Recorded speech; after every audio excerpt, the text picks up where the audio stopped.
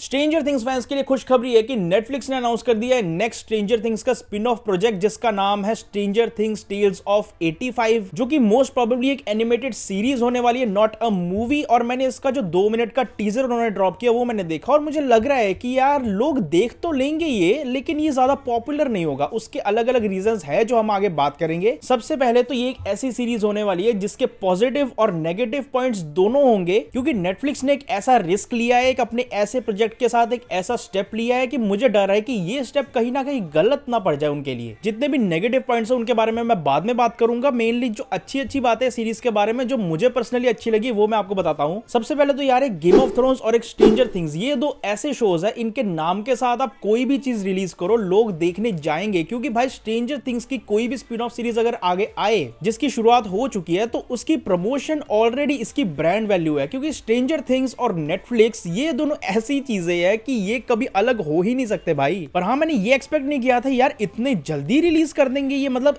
अप्रैल 23 को रिलीज होगी ये सीरीज। इतने जल्दी क्या जरूरत थी। टीजर के अंदर हमें दिखाया गया कि जितने भी बच्चे हैं उनको कहीं ना कहीं जो भी अलग अलग अजीब अजीब सुपरनैचुरल चीजें हो रही है हॉकिन शहर के अंदर, उनके बारे में उन बच्चों को पता है। और जितने भी कैरेक्टर्स है उनके रिलेशंस है वो हमारे दिमाग में ऑलरेडी प्रोसेस्ड है, वो कैसे है वो हम सबको पता है भाई। और मे बी शो के अंदर शायद हमें शुरू से सारी चीजें ना दिखाई जाए, बल्कि बीच का एक पॉइंट उन्होंने पकड़ लेना है। मतलब एक रैंडम सा डे होगा जहां सारे बच्चे खेल रहे होंगे और अचानक से कोई ऐसी चीज आ जाएगी जो थोड़ी सी और ज्यादा स्ट्रेंज हो, जो उनके लिए और ज्यादा अजीब हो, जो उन्होंने अभी तक ना देखी हो। और उन सब का मोटिव शुरू से यही होगा कि उनको उस चीज को खत्म करना है, क्योंकि एल जैसी सुपर पावर वाली लड़की उनके पास पहले से है। तो हाँ, स्पिन ऑफ का जो असली मतलब होता है उसको स्ट्रेंजर थिंग्स वाले यूज करने वाले हैं कि हाँ आपने एक ऐसी सीरीज ले ली जो ऑलरेडी बहुत ज्यादा पॉपुलर है, उसके साइड वाइज एक ऐसी सीरीज बनाओ जिसके अंदर आप उस वर्ल्ड के बारे में कुछ भी एक्सप्लेन नहीं करने वाले, कि हाँ कैरेक्टर्स आपको पता है, उनके साथ एक इमोशनल एंगल जुड़ा हुआ है, जो इन्वायरमेंट है उससे आप बहुत ज्यादा फेमिलियर हो। बस स्टोरी के अंदर एक क्रिएटिव लिबर्टी यूज करके वो कुछ चेंजेस हमारे सामने डालने वाले हैं जो मुझे देखने में यार इंटरेस्टिंग लग रहे हैं कहीं ना कहीं। अब अगर क्रिएटिव लिबर्टी की बात करें हम, तो ये एक एनिमेटेड सीरीज होने वाली है और इसका जो टोन है मुझे काफी ज्यादा आर्केन जो एनिमेटेड सीरीज है उससे मैच होता हुआ दिख रहा है। एंड मैंने आर्केन का सीजन 1 देखा हुआ है,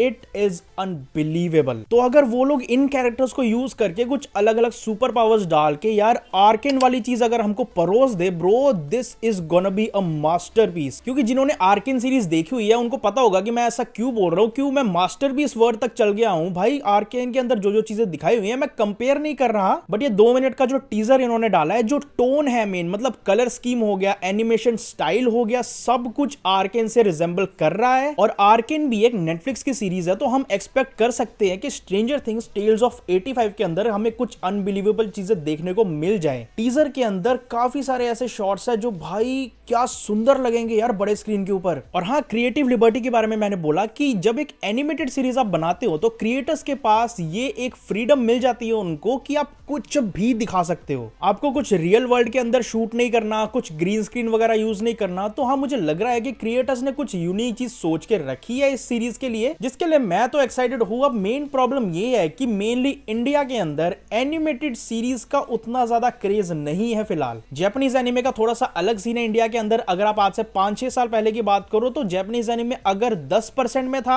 आज के टाइम में वो सेम चीज 60 या 70% तक चल गई है। लेकिन डिजिटल एनिमेशन की अगर हम बात करें, जो मेनली हॉलीवुड वाले साइड में एनिमेशन का काम होता है, उसको लेके अभी भी वो थिंकिंग है कि यार ये चीज बच्चे के लिए है। और जो स्ट्रेंजर थिंग्स की ओरिजिनल सीरीज है उसको ही कोई बच्चे की सीरीज बोलते हैं, तो भाई जो ये एनिमेटेड सीरीज है ये लोग क्यों देखेंगे। अब क्रिएटर्स की मुझे सबसे बड़ी गलती ये लग रही है कि जितने भी कैरेक्टर्स है, उनके जो वॉइस एक्टर्स है, उनकी जो वॉइस डबिंग हुई है, वो आवाज रियल एक्टर्स की नहीं है। हाँ, मुझे डस्टिन की आवाज कहीं ना कहीं थोड़ी थोड़ी मैचिंग होती हुई दिख रही है। मुझे लग रहा है कि डस्टिन ने ही ओरिजिनली इसको डब किया है, बट बाकी कैरेक्टर्स में थोड़ी सी भी रिजेंबलेंस नहीं दिख रही। मतलब उन्होंने अलग वॉइस एक्टर्स यूज किए गए हैं और हमने यार हमेशा से वही आवाज सुनी है। उन कैरेक्टर्स के साथ भी जो हमारे इमोशंस जुड़े हुए हैं उनमें कहीं ना कहीं आवाज का भी बहुत बड़ा रोल है। पर अगर आप हिंदी डब में देखने वाले हो तो उतना ज्यादा फर्क नहीं पड़ेगा शायद। और वेस्ट के अंदर ऑडियंस इस चीज को लेके काफी ज्यादा पर्टिकुलर है कि उनको अगर कोई चीज अच्छी चाहिए तो वो चाहिए भाई, वरना वो बहुत बेइज्जती करते हैं। इंडिया में तो ऐसा है ना कि आपको अगर कोई चीज पसंद है वो सीरीज के अंदर नहीं है तो आप सीरीज नहीं देखोगे। बाहर के बंदे भाई इतने ज्यादा पर्टिकुलर है इस चीज को लेके, वो सीरीज देखेंगे, जानबूझ के गलतियां निकालेंगे और फिर ट्रोल करेंगे। तो हाँ, ये जो 2-3 चीजें हैं इसको लेके ये रिस्की फील हो रही है सीरीज, लेकिन मुझे पर्सनली उतना ज्यादा फर्क नहीं पड़ रहा क्योंकि मुझे इतना भी ज्यादा कुछ कनेक्ट नहीं था उन कैरेक्टर्स के साथ। स्ट्रेंजर थिंग्स मुझे बहुत ज्यादा पसंद है, लेकिन मैं एक फैन बॉय टाइप बंदा भी नहीं हूं कि स्ट्रेंजर थिंग्स के लिए पागल ही हो गया हूं मैं बिल्कुल। इसलिए शायद मैं इस एनिमेटेड सीरीज के लिए एक्साइटेड हूं क्योंकि इसका जो भाई टोन है वो इतना सही लग रहा है। इसका एनिमेशन, इसका बैकग्राउंड म्यूजिक, इसमें जो कलर के साथ खेला गया है